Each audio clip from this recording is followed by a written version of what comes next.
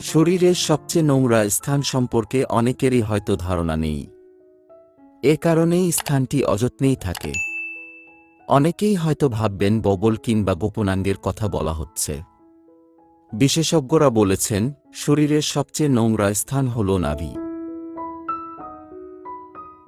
শরীরের অন্যান্য স্থানের যত্ন তো কম বেশি সবাই নেন, তবে নিয়মিত নাভির যত্ন নেন কয়জন?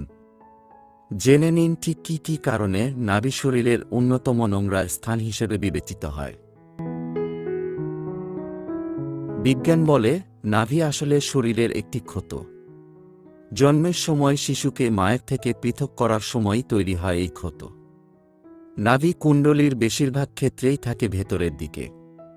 খুব কম সংখ্যক মানুষেরই নাভিকুণ্ডলী বাইরের দিকে থাকে।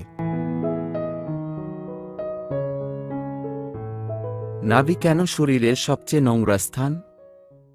দ্য বেলি বাটন বায়োডাইভার্সিটি প্রজেক্টে কাজ করতে গিয়ে গবেষকরা নাভিতে প্রায় ৬৭ রকমের ব্যাকটেরিয়া পেয়েছেন, যা এতদিন আমাদের অজানাই ছিল। শরীর থেকে ঘাম চুয়ে জড়ো হয় নাভিতে। দিনের পর দিন নাভিগর্ভেই সেই ঘাম শুকোয়। ঘামের সঙ্গেই মেশে নোংরা ধুলো। রয়েছে মরা ত্বক। গায়ে লোশন মাখলেও তা জমে এই নাভিতেই। দৈনিক যেসব পোশাক পরা হয় তা যতই পরিষ্কার হোক না কেন, তাতে থাকা জীবাণু নাভিকুণ্ডলিতে প্রবেশ করে।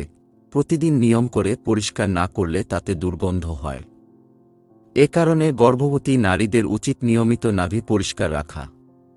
না হলে নবজাতকেরও তার থেকে সংক্রমণ হতে পারে। যাদের নাভি অনেকটা গর্ত, তাদের উচিত নিয়মিত সেটি পরিষ্কার করা। এক্ষেত্রে নখ দিয়ে ময়লা বের করার চেষ্টা করবেন না। তার পরিবর্তে নরম ভেজা কাপড় দিয়ে ধীরে ধীরে নাভি পরিষ্কার করুন। ভিডিওটি ভালো লাগলে আমার টেলিভিশন চ্যানেলটি সাবস্ক্রাইব করে বেল আইকনটি প্রেস করুন।